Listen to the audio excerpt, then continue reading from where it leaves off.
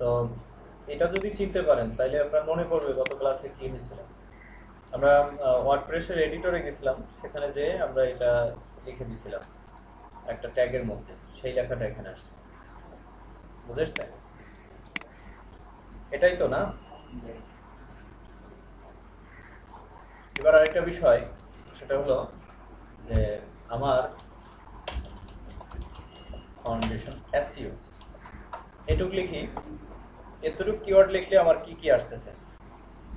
Benefit of SEO, আমার সাইটে যাই,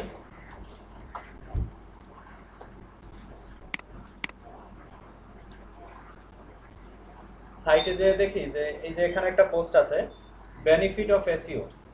তো এই পোস্টটা এখানে দেখেন যে এই পোস্টটার যে প্রথম দিকের অংশগুলো আছে, I am SEO expert search engine optimization, আমার আরেক পেজের একজন স্টুডেন্ট যেটা পোস্ট করছে।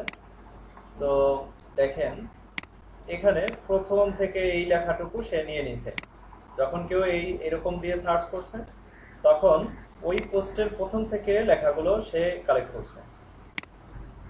বুঝে আসছে? আমি এটা ওকে যদি ওপেন করি, আরেকটা ট্যাবে ওপেন করতেছি, তাহলে এখানে আমরা পাচ্ছি যে এখানে আই এম এসইও এক্সপার্ট, এটা বানানো ভুল হয়েছে। তো যাই হোক, আমাদের আসলে কাজ করা উদ্দেশ্য, দেখাটা উদ্দেশ্য এখানে।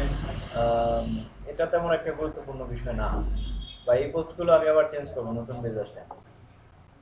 তো যাই হোক, আমরা দেখলাম যে এখানে প্রথম দিকের কিছু অংশ, লেখার কিছু অংশ এখান থেকে কালেক্ট করে গুগল আমাদের বা একজন ভিজিটরকে যে সার্চ করছে তাকে দেখাচ্ছে যে এই পোস্টার এই এই অংশটুকু। তো এটা আমাদের কতটুকু উপকারী, অর্থাৎ এই কথাটা লিখলে একজন ভিজিটর হয়তো এটা অগোছালো একটা কথা এখানে চলে আসতে পারে। বুঝেছে? একটা অগোছালো কথা, অথবা এখানে দেখেন তিনটা ডট আছে, ট্রিপল ডট, মানে এখানে কিছু লেখা কাটা পড়ছে। তো পরিপূর্ণ একটা কথা আমাদের ডেসক্রিপশনে আসতে হবে। আমার এই কথাটা বলার উদ্দেশ্য হলো প্রত্যেকটা পোস্টের জন্য ডেসক্রিপশন এবং কিওয়ার্ড থাকা উচিত, প্রত্যেকটা পোস্টের জন্য। যখন না থাকবে তখন গুগল নিজ থেকে এরকম পোস্টের কিছু অংশ কালেক্ট করে নিয়ে আসবে। বুঝতে পারছেন? যেমন আমরা এই যে শুধু আরসি ফাউন্ডেশন যখন লিখছি তখন কিন্তু সুন্দর একটা কথা যেটা আমরা লিখে দিছিলাম সেটা চলে আসছে। আচ্ছা, তো শুধু আরসি ফাউন্ডেশন আমরা যখন লিখেছি তখন আমার সার্ভের দ্বিতীয় পেজে ছিল, এটা দ্বিতীয় পেজে।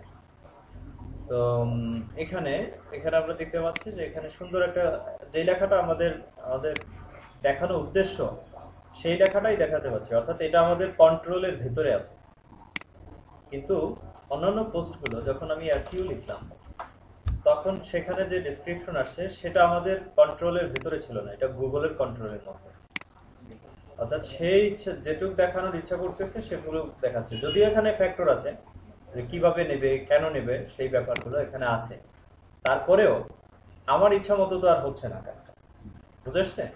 আমি এখানে বলতে চাচ্ছি যে বেনিফিট অফ এসইও, এটা এখানে একটা সুন্দর একটা ডেসক্রিপশন থাকবে, যে এই আর্টিকেলটা পড়লে আপনি বুঝতে পারবেন যে এখানে এসইওর উপকারিতাগুলো কি কি, এবং বাস্তব উদাহরণ সহ আপনি বিষয়টা বুঝতে পারবেন। এরকম একটা সুন্দর কথা এখানে থাকার দরকার। তো আমরা সেটা এখানে লিখে দেব, সেটাই এখানে পোস্ট হবে, এরকম কিছু। তো এই বিষয়গুলো যদি আমরা এভাবে কন্ট্রোল করতে চাই তাহলে সেদিন যে আমরা একটা প্লাগইন ইনস্টল করেছিলাম, এরকম আরো অনেক প্লাগইন আছে যেগুলোর সাহায্যে আমরা এই কাজগুলো করতে পারি। বিষয়টা বুঝতে পারছেন আশা করি, কি বললাম আমি? আরসি ফাউন্ডেশন, আচ্ছা আচ্ছা আচ্ছা। তো এই জন্যই আমরা সেই প্লাগইন গুলো ব্যবহার করব, এবং যখন পোস্ট করতে যাব তখন পোস্টের ডেসক্রিপশন দিয়ে দেব। আমি তাহলে আমার সাইটে আবার একটু যাচ্ছি, অ্যাডমিন প্যানেলে যাব, ডব্লিউপি অ্যাডমিন।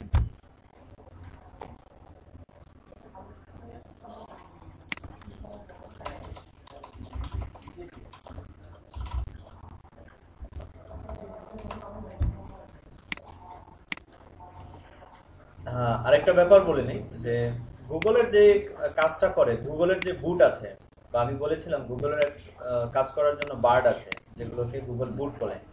তো সেইগুলোর দিয়ে যখন কোনো সাইটকে সাইটে ভিজিট করার জন্য পাঠানো হয়, বা সাইট থেকে রিট্রাইভ ডকুমেন্ট রিট্রাইভ করার জন্য পাঠানো হয়, তখন সে দেখে যে টেক্সটে কি আছে, অর্থাৎ লেখা কি আছে। সে কিন্তু কোনো পিকচার রিড করতে পারে না, অথবা অন্য কোনো মিডিয়া যেমন অডিও অথবা ভিডিও, এই মিডিয়াগুলো সে রিড করতে পারে না।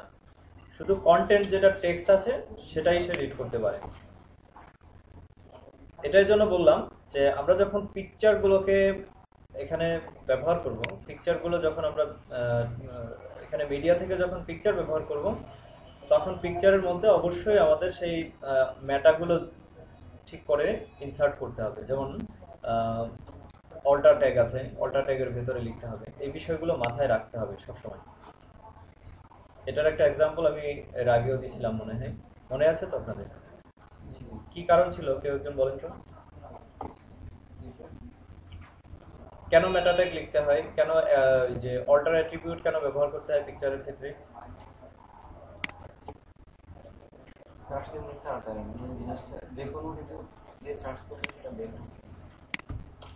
এই যে মেটাগুলো যেগুলো এর মধ্যে থাকবে, যেমন সাইডের মধ্যে থাকবে,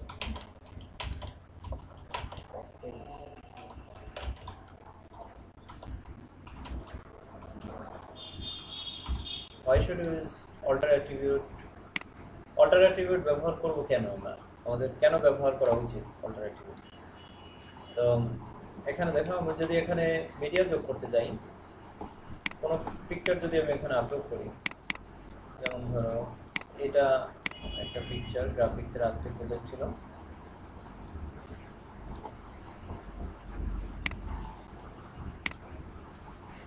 তো এখানে আমি ওয়ার্ডপ্রেসে এই সুবিধাটা পাচ্ছি, এখানে আমি টাইটেল এবং অল্টার টেক্সট এখানে লিখে দিতে পারবো।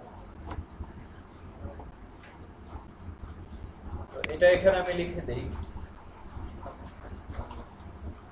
Graphics project for graphics project. এখানে একটা বিষয় লাগতে হবে যে মানুষ এই বিষয়গুলো কি নামে খোঁজ করে, সেই বিষয়গুলো মাথায় রাখতে হবে। এখানে আমি লিখে দিই যে হাউ টু ডিজাইন এই ওয়েব অ্যাড ব্যানার। তো এটা আমি এখানে লিখলাম। এটার অর্থ হলো যদি কেউ যদি এই শব্দটা দিয়ে সার্চ করে তাহলে সে আমার পিকচারটা পাবে। অথবা আমি যদি শুধু এখানে লিখে দিই ওয়েব অ্যাড ব্যানার, তাহলে আমার পিকচারটা যেন আসে, আমি সেটাই চাচ্ছি। এটা যেন ছোট হয়, আমি হাউ টু এগুলো না দিয়ে ডব্লিউএইচ না ব্যবহার করে আমি শুধু এটুক লিখলাম। আমরা সাধারণত এরকমই লিখি। এবার ইনসার্ট করি, ঠিক আছে? তো এখন সে আমাকে কি করবে, এখানে আমরা পারমালিংটা সেদিন ঠিক করিনি, সেজন্য এটার এই অবস্থা। পারমালিংটা ঠিক করে দিতে হবে, না হয় এখানে পেজের এই বিষয়টা এইভাবে আসবে লোকেশনগুলো।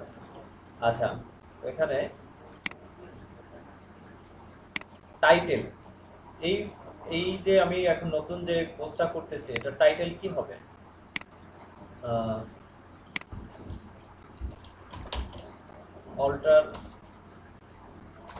অল্ট অ্যাট্রিবিউট একটা বিষয় এখানে লক্ষ্য করতে হবে। এখানে আমার এই প্যাকেজ যেটা আমি এসইও যে প্লাগইনটা ব্যবহার করছি, এই প্লাগইনটা ইচ্ছা করলে কিন্তু আমার এখান থেকে টাইটেলটা নিতে পারতো বা এখান থেকে অটোমেটিক নিয়ে আসতে পারতো, কিন্তু সে কিন্তু এটা করেনি। আমাকে সুযোগ করে দিয়েছে আমি যেন কাস্টমলি লিখতে পারি, আমার টাইটেল আমি নিজেই যেন দিতে পারি। বুঝতে পারছে? এটা অনেক অনেক দারুণ একটা জিনিস।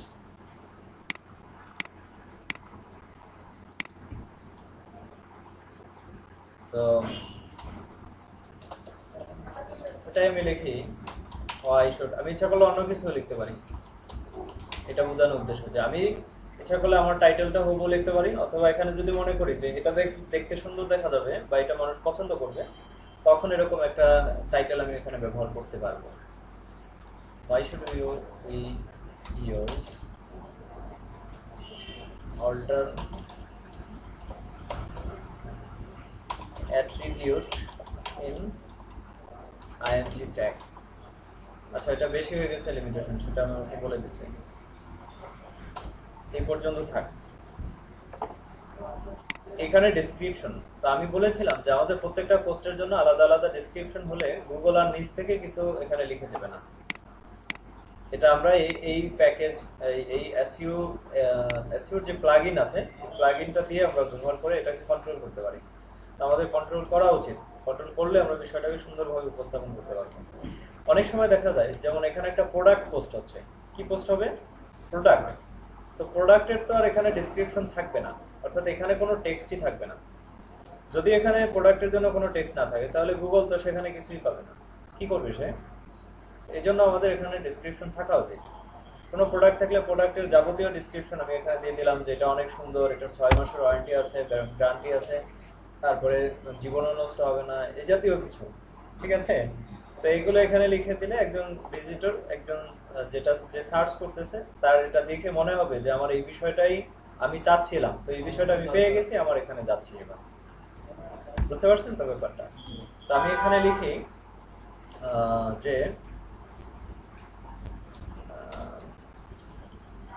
we should use alter attribute properly in our img tag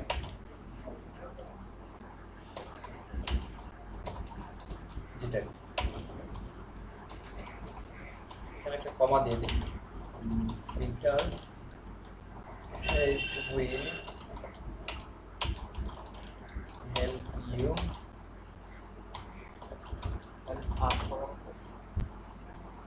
help us. Okay, because it will not finding finding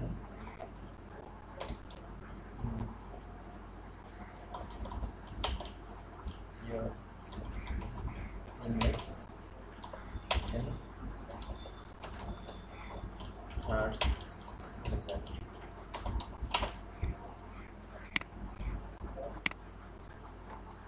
একশো 14 ক্যারেক্টার হয়েছে, আর একটু বাড়ানো উচিত।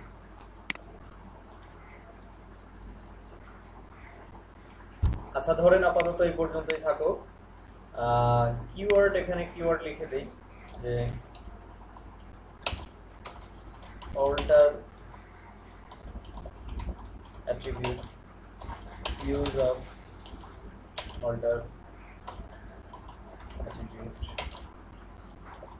impact। তো এইরকম কেউ লেখে না, ওটাও লিখে দেই টাইটেলটা।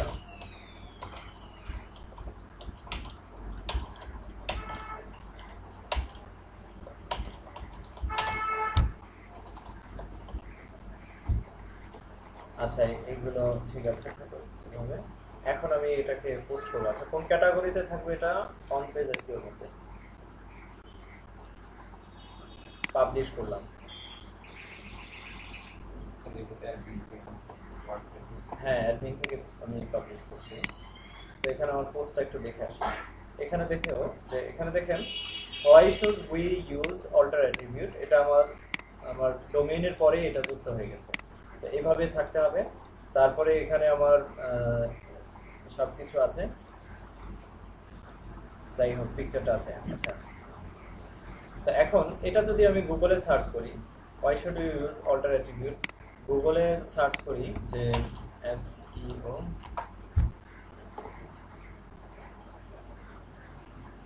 এখানে এটা আজকে সার্চ করে তো পাওয়া যাবে না, কারণ এটা ইন্ডেক্স হতে হবে, তারপরে পাওয়া যাবে। আরেকটা ব্যাপার আমি এখানে লিখি, এটা নিয়ে আসি কপি করে, আমার এটার পরে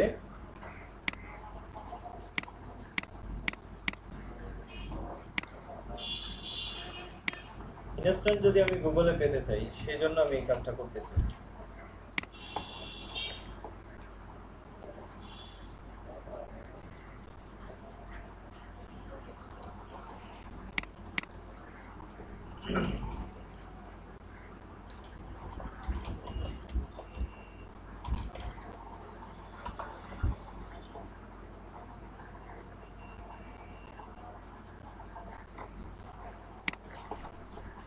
এটা এখনো আসেনি,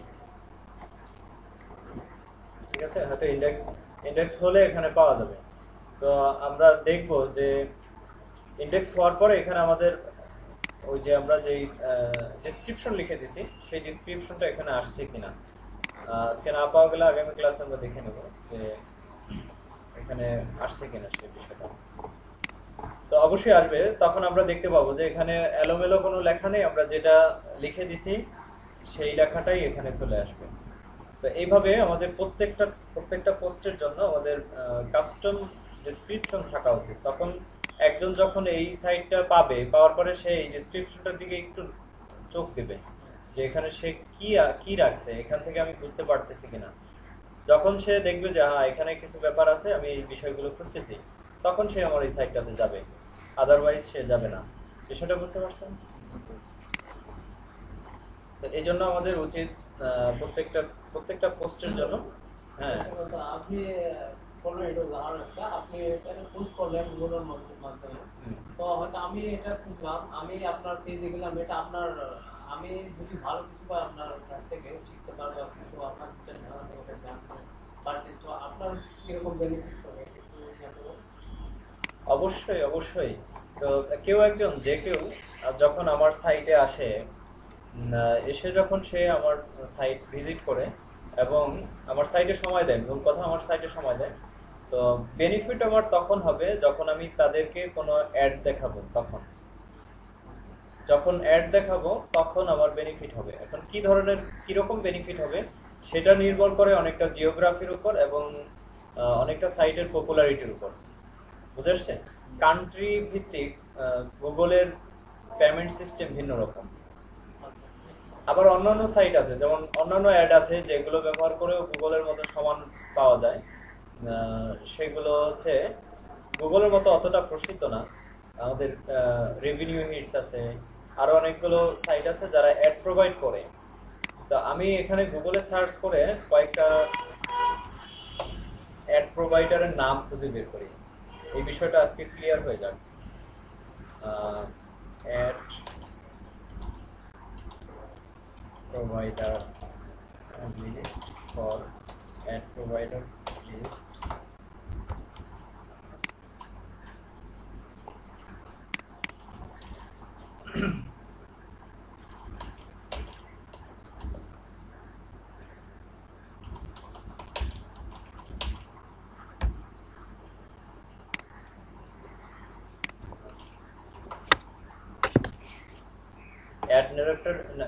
অ্যাড নেটওয়ার্ক ডিরেক্টরি, এখানে দেখলেও পাওয়া যাবে active directory, Wikipedia list of advertising network, online advertising provider list. এটা একটু দেখি, বেশ সোলো অ্যাডস ব্যাপার নেই।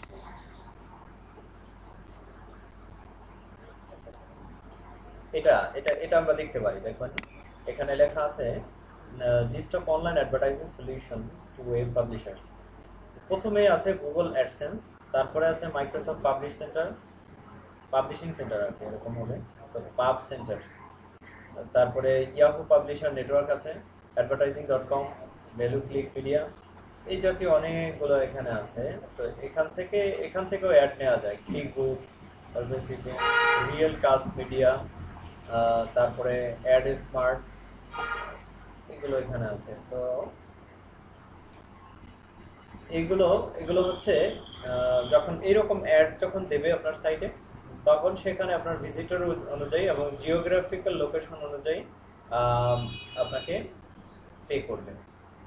তো ভিজিটর যত বেশি, এটা মনে রাখতে হবে যে ভিজিটর এবং ট্রাফিক আপনার সাইটে যত বেশি হবে, এই রেভিনিউটা আপনার তত বেশি হবে। তো আমি কিছুদিন আমার একটা সাইটের জন্য রেভিনিউ হিটস ব্যবহার করছিলাম, আপনাদের সেটা দেখাই তো।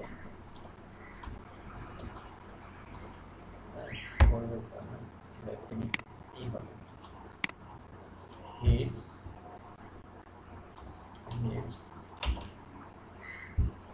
সিপিএম রেটস,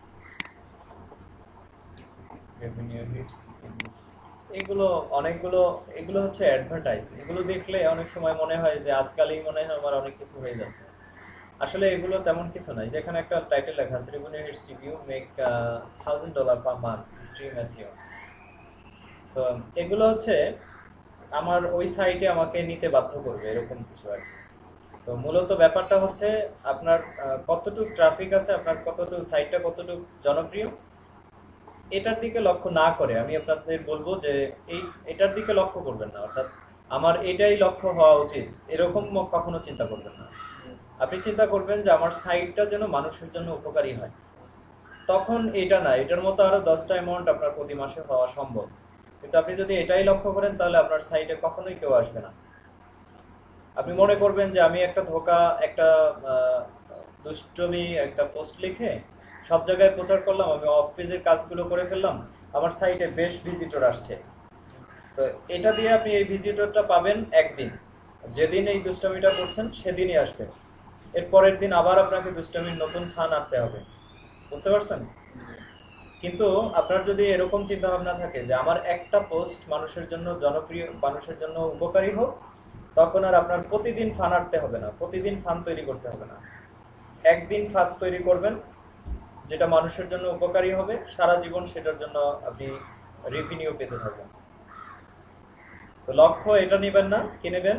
মানুষের জন্য যাতে উপকারী মানুষ প্রয়োজন মনে করে, মানুষের কাছে প্রয়োজনীয় একটা বিষয় সামনে রাখবেন, সেগুলো নিয়ে কাজ করতে হবে। তাহলে দেখবেন যে এটা এটা এটা চিরস্থায়ী হবে, মানে একটা লঙ্গার লাস্টেড হবে। কিন্তু আপনি যদি এটার চিন্তা করেন তাহলে এটা বেশি দিন টিকবে না। তো এরকম অনেক রেভিনিউ আছে। আচ্ছা, এটা একটু দেখি এখানে কি লেখা আছে। আপনারা এগুলো বাসায় বসে দেখবেন, এগুলো এখানে দেখলে কাজ করার সময় পাওয়া যাবে না। হ্যাঁ,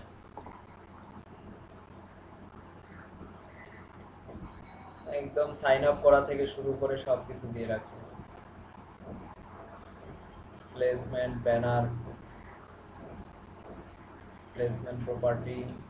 স্যার আপনার সাইটটা তো আপনি কিনে নিয়েছেন ভাই? হ্যাঁ, এরকম একটা আগে কিনতে হবে, তারপরে এটা মাথা থাকবে। তোমরা ইচ্ছা করলে ফ্রি গুলোতেও কাজ করতে পারো, যেমন ব্লগ সাইট আছে, সেগুলোতেও কিন্তু এইগুলো সাপোর্ট করে। মূল কথা হলো কোথায় ফ্রি অথবা মূল্য দিয়ে, সেরকম কথা না। কথা হচ্ছে সব সময় মাথায় রাখতে হবে যে আমার কাজগুলো যা করতেছি এটা মানুষের প্রয়োজন কিনা। যেখানে হোক সেখানেই তুমি এটার জন্য উপকারী হবে, এটার জন্য তোমাকে পেমেন্ট করা হবে, তুমি এটার জন্য কিছু না কিছু পাবে। কিন্তু যদি এরকম চিন্তা করো যে আমার এরকম হতে হবে, নতুন সাইট হতে হবে, তাহলে তোমার প্রিপারেশন নিতে নিতেই 6 মাস চলে যাবে।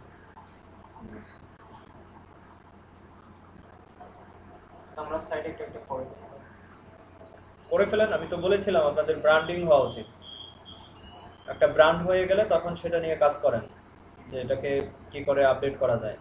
তখন আপনি একটা অ্যাড বসান, সেখান থেকে ইনকাম আসুক। শুধু অ্যাড না, আপনার কাজটা যদি ভালো হয় তাহলে যারা ভিজিটর আসবে বা ট্রাফিক, এদের মধ্যে থেকেই কারো জনের থেকে আপনি কোনো কাজের অর্ডার পেয়ে যেতে পারেন। এরকমই হয় এখন। যেমন একজন তার সাইটে গ্রাফিক্সের সুন্দর সুন্দর কাজগুলো জমা রাখতেছে, সে নিজে কাজ করতেছে, তার একটা সিম্পল, এটাকে পোর্টফোলিও বলে। এরকম পোর্টফোলিও মানে কাজের একটা একটা নমুনা সেখানে রেখে দেয়।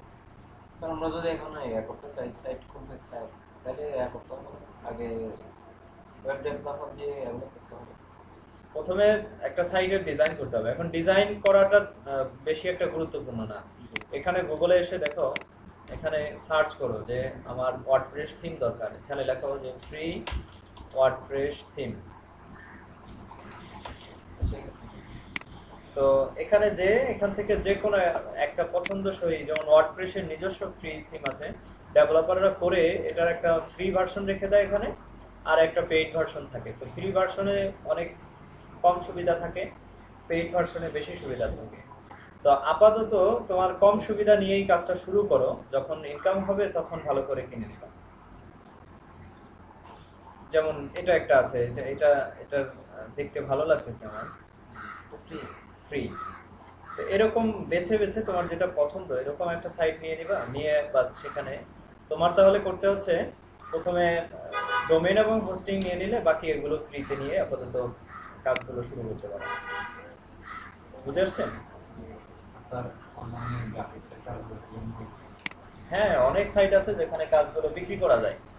যেমন এখানে আছে, এটা তো আর সেই বেশি কষ্টের কিছু না, তোমাদের আউটসোর্সিং এর ক্লাস, সেই জন্য এই বিষয়গুলো সবগুলোই আসবে। কেউ হয়তো গ্রাফিক্স জানেন, সে আউটসোর্সিং কিভাবে করবে। তো এদের জন্য অনেক ধরনের মার্কেট প্লেস আছে, যেমন আমি বলতেছি গ্রাফিক রিভার .net এখানে যাব graphicriver.net, এটা এনভার্ট মার্কেট প্লেসের একটা মার্কেট আছে। তো এখানে দেখো যে প্রত্যেকটা কাজের জন্য এখানে প্রাইস দেওয়া আছে, $4, $6, $6। কাজ করা হয়ে গেছে না? হ্যাঁ, একদম রেডি।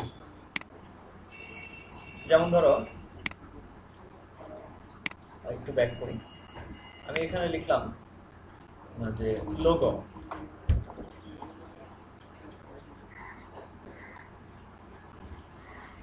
তো এখানে এই লোগোটা আমার পছন্দ হলো, বা একজন যে কিনতে আসবে তার পছন্দ হলো, তো এটার দাম এখানে আছে কত, $30। তো এখানে যাও, এটা একদম রেডি। এরকম কাজগুলো তোমরা যখন কাজগুলো শেষ করবা বা কাজগুলো রেডি করে এখানে জমা দিলে তারপরে এখান থেকে সেল হয়। দেখো এখানে কয়টা সেল হয়েছে, 13টা সেল হয়েছে। তাহলে $29 ইন্টু 13 কত হয়, অনেক না? তো এরকম যদি সেল হয় তাহলেও মোটামুটি চলে। বাট এখানে ব্যাপার হলো যে, যেমন ধরো এই সাইট, এই প্রোডাক্ট, এই কাজটাকে আপলোড করছে 23 জানুয়ারি 2015। তাহলে 23 জানুয়ারি 2016-তে 1 বছর, আর জানুয়ারি ফেব্রুয়ারি মার্চ প্রায় 2 বছর, তাই না? তো প্রায় 2 বছর পরে 2 বছরের মধ্যে তার এভারেজ সেল হলো 13টা। তো এখানে এভাবে চিন্তা না করে চিন্তা করতে হবে যে আমার আরো প্রোডাক্ট আছে। এই দেখো, এর পোর্টফোলিওর মধ্যে আরো অনেক কিছু আছে, অনেক কাজ আছে। প্রত্যেকটা থেকে ধরো যদি মাসে 5টা সেল হয় সবগুলো থেকে, তাহলে অনেক হয়ে যায়, সাথে চলার মতো হয়ে যায় মোটামুটি।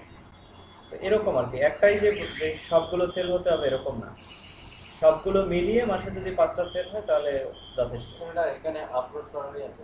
আপলোড করার জন্য এখানে সাইন ইন করতে হবে অথবা অ্যাকাউন্ট করতে হবে।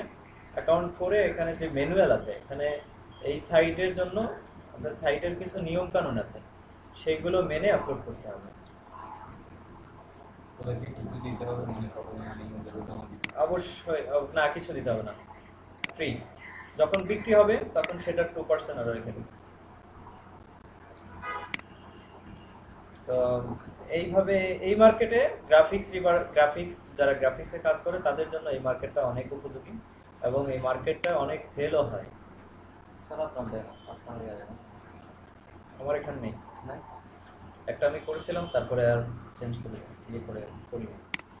একটা বিগ প্ল্যান নিয়ে কাজ করতেছি, সেটা হলে দেখি কিছু কাজ করবো এখানে, সেটা এখনো বাস্তবায়ন হয় না, এই জন্য নিজের কোনো এখনো দিই। আচ্ছা, ওকে। এছাড়া আরেকটা এই মার্কেটে এখানে আরো অনেক কিছু আছে, যেমন এখানে থিম বিক্রি করা যায় ইনভার্টো মার্কেটে। যারা ওয়েব ডিজাইনার এবং ডেভেলপার তাদের জন্য, তারা থিম তৈরি করে এখানে বিক্রি করতে পারে। স্যার, এরকমই এখন আমরা যে আমি যে সাইটটা খুলছি এই ওয়ার্ডপ্রেসে, এখানে এগুলো ইউজ করা হয় না, ফ্রিগুলোতে এগুলো ব্যবহার করা যাবে না। তোমার এটা ব্যবহার করতে হলে হোস্টিং নিতে হবে, ও হোস্টিং নিয়ে সেখানে এটা ইনস্টল করতে হবে। আর ওয়ার্ডপ্রেসের যে ফ্রি ব্লগ আছে, সেই ব্লগে ওরা যেটা দিয়ে রাখছে, যেগুলো ফ্রিতে পাওয়া যাবে সেগুলোই ব্যবহার করা যাবে। আর এগুলো ব্যবহার করতে হলে হোস্টিং নিতে হবে। বুঝে আসছে তো? হোস্টিংটা মানে বুঝে শুনে নিতে হবে কাজটা নাকি? বুঝে শোনার কি আছে, মানে একটু ছোট করে একটা নিয়ে নিবে আর কি। 1 GB হোস্টিং, 1 GB হোস্টিং নিয়ে নিলে 1 বছর, প্রথম বছর ব্যবহার করতে পারলাম। তারপরে যদি মনে করো যে আমার আরো বেশি দরকার, তাহলে দ্বিতীয় বছর আর একটু বেশি করে নিলাম, 5 GB 10 GB করে নিলাম। স্যার যে বলছিলেন মিউজিকের জন্য কয় জিবি লাগবে? মিউজিকের এইগুলো তুমি ভিডিওটা হোস্ট করবা ইউটিউবে হোস্ট করে ওখান থেকে লিঙ্কটা এখানে দিয়ে দিবা। যেমন হচ্ছে আমার এখানে যে এটার মধ্যে ভিডিও আছে, ভিডিওটা মূলত হোস্ট করা আছে ইউটিউবে। তো আমি এখানে শুধু লিঙ্কটা শেয়ার করছি, এই জন্য এখানে চলে আসছে। তো এখানে কিন্তু আমার স্পেস যায়নি, আমার এই স্পেসটা ধরো এখানে যদি 200 MB হয়ে থাকে ভিডিওটা, তাহলে 200 MB আমার হোস্ট হচ্ছে ইউটিউবে, আমার এখানে কিন্তু হচ্ছে না। তাহলে তুমি এইভাবে করবা, যখন ইউটিউবে হোস্ট করবা তখন আর তোমার সাইটটা হেভি হবে না, ভারী হবে না। ঠিক আছে? আর আরেকটা ব্যাপার এখানে যে বলি, ইমেজগুলোকে অপটিমাইজ করতে হবে, যে যেখানেই কাজ করে ইমেজগুলোকে সুন্দর করে অপটিমাইজ করতে হবে, এবং যে কোনো প্লাগইন ব্যবহার করে এই কাজগুলো করতে হবে যেন আমার টাইটেল এবং ডিসক্রিপশন এবং কিওয়ার্ড না হলেও চলে, টাইটেল ডিসক্রিপশনটা যেন সুন্দর হয়। এটা আপনাকে খুব বেশি সাহায্য করবে না, বাট একজন মানুষ যখন সার্চে দেখবে তখন দেখে তার যেন আস্থা হয় যে আমার এখানে গেলে কিছু পাবো আমি। জি এটা করার জন্য আমাদের এইটুকু কাজ করে নিতে হয়। বুঝে আসছে তো? জি গত ক্লাসের সাথে এই ক্লাসটাকে জুড়ে দেন। গত ক্লাসে আমরা ওয়ার্ডপ্রেসের আরো যে কাজগুলো করছি সেই কাজগুলোর সাথে এটাও একটা গুরুত্বপূর্ণ কাজ, যে প্রত্যেকটা পোস্ট আমাদের অপটিমাইজড হতে হবে। সেখানে যদি পিকচার থাকে, পিকচারের অল্টার অ্যাট্রিবিউটের মধ্যে সার্চ, এই পিকচারটার জন্য কি ধরনের সার্চ অর্ডার হতে পারে সেগুলো সেইভাবে করে অপটিমাইজ করতে হবে। আর যদি ভিডিও থাকে, ভিডিও থাকলে ভিডিওর টাইটেলটা যেন সুন্দর হয়, আর পোস্টের পোস্টের টাইটেল এবং পোস্টের ডেসক্রিপশনটা যেন সুন্দর হয় এবং অ্যাট্রাকটিভ হয়, আরেকজন দেখেই যেন বুঝতে পারে যে হ্যাঁ এই বিষয়টা আমার অবশ্যই জানা উচিত। ঠিক আছে? আচ্ছা একটা হ্যাঁ। ভিডিও যেগুলো আমরা আছে হ্যাঁ, ফ্রি যেগুলো ব্লগ সেট ইউজ করবো এগুলোতে ভিডিও আপলোড করে দেবো, আপলোড করা যাবে। কত রকমের তোমার এটা লিমিটেশন আছে? লিমিটেশন থাকবে, অবশ্যই লিমিটেশন থাকবে। কোথায় আপলোড করতে যাচ্ছ আমি দেখি। বিশেষ করে ব্লগে যান, ব্লগে ব্লগ এটা তো আমাদের সমস্যা আছে সেজন্য। Upload limit 1 GB।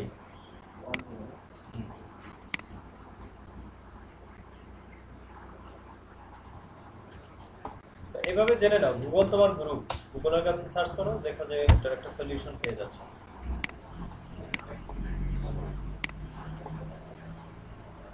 আচ্ছা, এটা ড্যাশবোর্ডে আমি একটু আবার যাই। এগুলো তো আমরা পোস্ট করলাম এখানে। এখন আমাদের এই পোস্টগুলো সাইট ম্যাপ আকারে স্ক্রাউলারে জমা দিতে হবে। তো এটা আমি একটু ধারণা দেই যে সাইট ম্যাপ আমি গুগল কেন ব্যবহার করতেছি। গুগল ব্যবহার করে আমাদের অনেক বেশি সলিউশন পাওয়া সম্ভব, সেজন্য তোমাদের ওই বিষয়টা জানা উচিত যে গুগল ব্যবহার করে আমরা কিভাবে সলিউশনটা বের করব। তো আমি এখানে লিখতেছি যে সাইট ম্যাপ জেনারেটর না, সাইট ম্যাপ ফর এই website, XML site generator. Why should you build a sitemap before designing your site? এখানে কিছু আর্টিকেল আছে, এই আর্টিকেলগুলো পড়লে অনেক বিষয়ে ধারণা পাওয়া যায়। তো সাইট ম্যাপ কেন উচিত একটা সাইটের জন্য, সাইট ম্যাপ তৈরি করা কেন উচিত? সাইট ম্যাপটা হলো আমাদের সাইটে যতগুলো পোস্ট আছে, যতগুলো কন্টেন্টের শিরোনাম আছে, সেই পোস্টগুলোকে একটা জায়গায় দেখানো, যে এই আমার সাইটে এই সাইট ম্যাপ এই পোস্টগুলো আছে। বুঝে আসছেন? তো তখন সে কি করবে, যেমন ধরো আমি একটা করে দেখাই। সাইট ম্যাপ তৈরি করার জন্য আমাদের অনেকগুলো সাইট আছে, এর মধ্যে যেটা সবচেয়ে বেশি ব্যবহার হয় XML সাইট ম্যাপ অথবা সাইট ম্যাপ জেনারেটর। তো এখানে যে স্টার্টিং ইউআরএল, আমার সাইটের ইউআরএলটা এখানে দিতে হবে।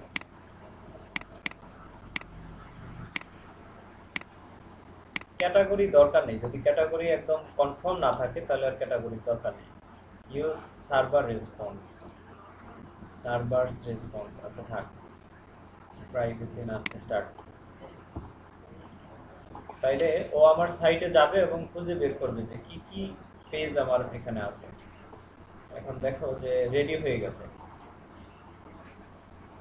এখন আমার কোন সাইট ম্যাপটা দরকার এটা আমার দিতে হবে। এই যে XML যেটা আছে এই সাইট ম্যাপটা আমার দরকার। এর আগে আমি একটু ভিউ করে আসি। এখানে কি আছে সবাই আমরা দেখতে পাচ্ছি, তাই না? এখানে আমার সাইটের প্রথম হোম পেজের লিংক আছে, তারপরে সাইটের অ্যাবাউট পেজের লিংক আছে, সাইটের সিম্পল পেজ, এটা যদিও আমাদের কোনো কাজে আসবে না, কারণ এটা কোনো পেজ না, এটা হচ্ছে ওয়ার্ডপ্রেসের একটা সিম্পল পেজ। এরপরে আরেকটা লিংক আছে এখানে, হোয়াই শুড ইট, এটা আমরা একটু আগেই করছিলাম না, এটা এখানে চলে আসছে। তো এটা যদি আমরা সাবমিট করে দিই তাহলে গুগল আমাদের তাড়াতাড়ি চিনবে যে এই পোস্টগুলো এখানে আছে। 1 2 3 4, এই 4টা ছিল আমাদের পোস্ট। দেখো এরকম যদি 4000 পোস্ট থাকে তাহলে এই সবগুলোকে সাইট ম্যাপের ভেতরে নিয়ে এসে এগুলোকে যদি আমরা ক্রাউলারে জমা দিই বা ওয়েবমাস্টার টুলের মধ্যে জমা দিই, তখন তাদের এই বিষয়গুলো বুঝতে সহজ হবে। এইগুলোকে সাইট ম্যাপ বলে। তো সাইট ম্যাপগুলোকে জমা দিতে হয়। তো এটাকে ডাউনলোড করে আমি আপাতত রাখছি এখানে। এইবার লিখি submit site map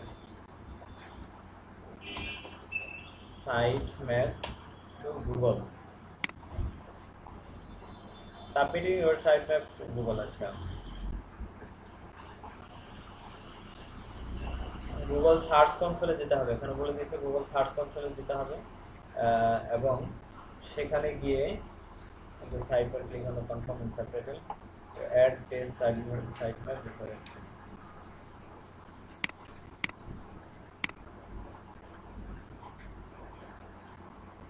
Google site console, search console.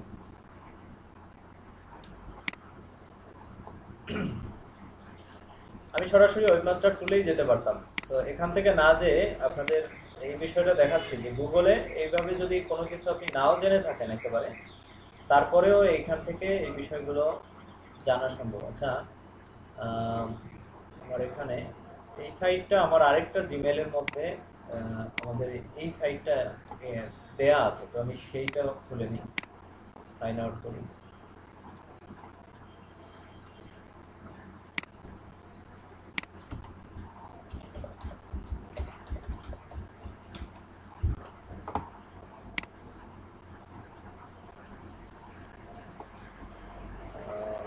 এই তো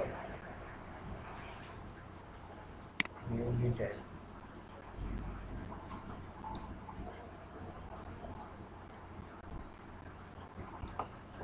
ওয়েবসাইটের ভার্সন, প্রফেশন, ডেটটেক, এই যে সাবমিটে সাইট ম্যাপ ফাইল। ঠিক আছে, সাইট ম্যাপ ফাইল এখানে সাবমিট করার জায়গা আছে। তো আমি এখানে ক্লিক করি।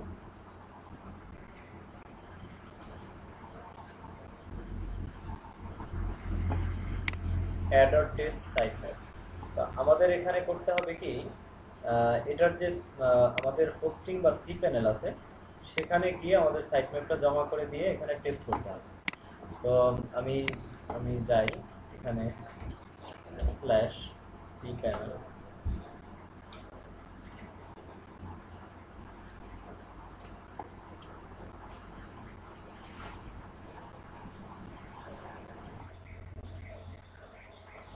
আচ্ছা। তো আমাদের সি প্যানেলে আমরা আসলাম। সি প্যানেল সম্পর্কে আমরা জানি, তাই না? সি প্যানেলে আমার ফাইল ম্যানেজারে আসলাম।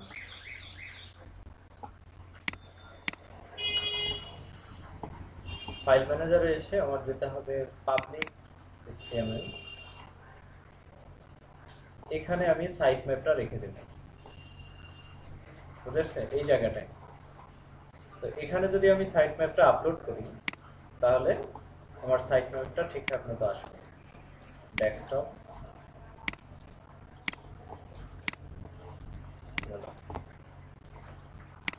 এটা মনে হয় আমার ডাউনলোড ফোল্ডারে আছে। আমি একটু ডেস্কটপে নিয়ে আসি, এখানে যাই।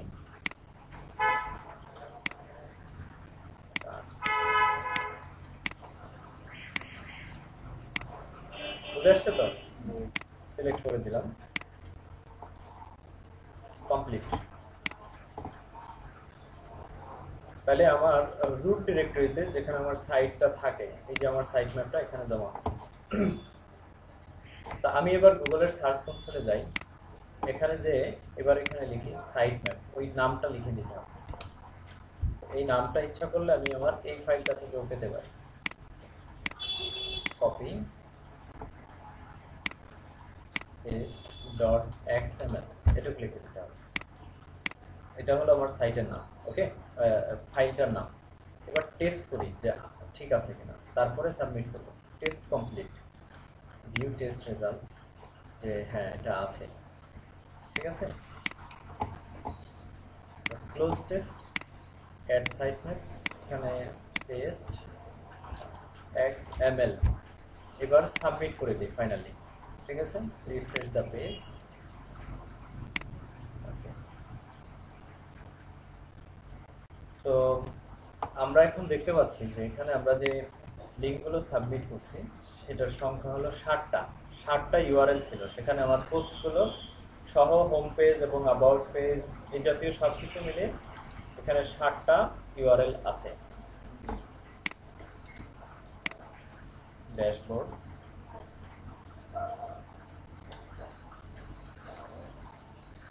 Search analysis, submit. আচ্ছা, এখানে কোনো ভিজিটর নাই বা ভিজিটর কোনো ভিজিটরের ইনফরমেশন নেই, কোনো ট্রাফিক আমার এখানে আপাতত নেই এবং কোনো এরর্স নেই, কোনো এরর্স নেই।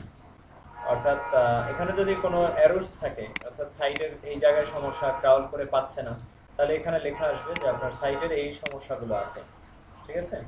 কিন্তু এখানে লেখা আছে no errors detected in the last 90 days এবং লেখা আছে nice.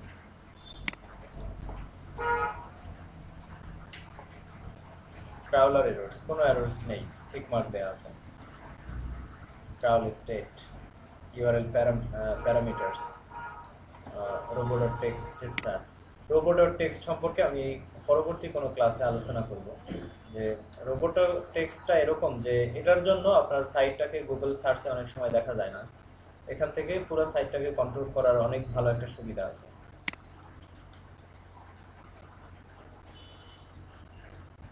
Site map, parameters, Google index, index status, কি কি লিংক ইন্ডেক্স করা হয়েছে সেগুলো এখানে দেওয়া আছে। কারেন্ট কিওয়ার্ডস, বর্তমানে কি কি কিওয়ার্ড আছে এগুলো এখনো সাবমিট হয় না, ইন্ডেক্স হয়নি। রিমুভ ইউআরএল জাতীয় কিছু নেই। সার্চ অ্যাপিয়ারেন্স, এগুলো দেখে আমরা একটা সাইটের অবস্থাটা বুঝতে পারি যে কোন জায়গায় সমস্যা আছে। Data highlights, HTML improvements, no data available, অর্থাৎ প্রয়োজন নেই এরকম আর কি। Acceptance mobile pages, get started with AMP। আচ্ছা, এটা আমরা পরে করবো। মোবাইল ফ্রেন্ডলি কিনা, মোবাইলের পেজগুলো কী কী হবে, কীভাবে হবে সেগুলো এখানে আছে।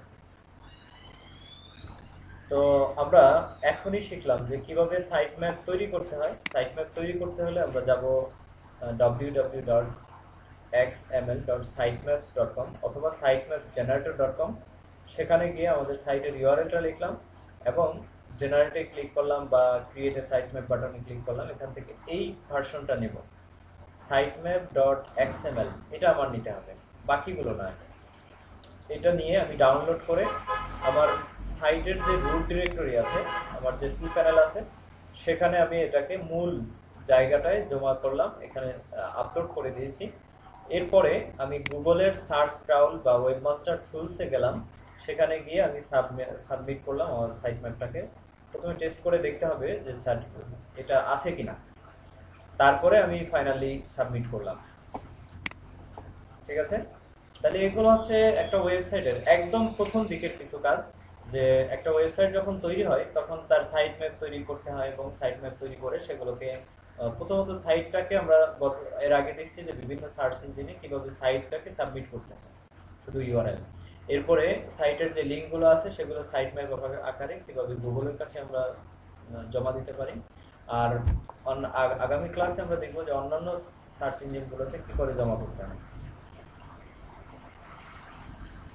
ঠিক আছে? যদি এগুলো আপনার ঠিকঠাক মতো সবকিছু হয়ে থাকে তাহলে গুগল থেকে পর্যাপ্ত পরিমাণে ট্রাফিক পাওয়া সম্ভব। আর যখন গুগল থেকে ট্রাফিক পেতে থাকবেন অথবা অন্যান্য সার্চ ইঞ্জিনগুলো থেকে ভালো ট্রাফিক পেতে থাকবেন, তখন আপনার সাইটের রেভিনিউ বাড়বে এবং বুঝতে পারবেন যে একটা সাইট থেকে আর্নিং করার ইন্টারেস্ট এবং ডিলিসিয়েটিটা কতটুকু মজার ব্যাপার। তো আরেকটা বিষয় মাথায় রাখতে হবে সবসময়, যেটা আমি বলে থাকি যে সাইটের দিয়ে কতটুকু ইনকাম করবেন বা অনলাইন থেকে কতটুকু ইনকাম করবেন সেটা মাথায় না রেখে মাথায় রাখতে হবে যে আমি যে কাজটা করছি সেটা মানুষের জন্য কতটুকু উপকার। তখন আপনার দুটোই হবে, মানুষের পাশেও দাঁড়াতে পারবেন এবং আপনার ইনকামটাও হবে।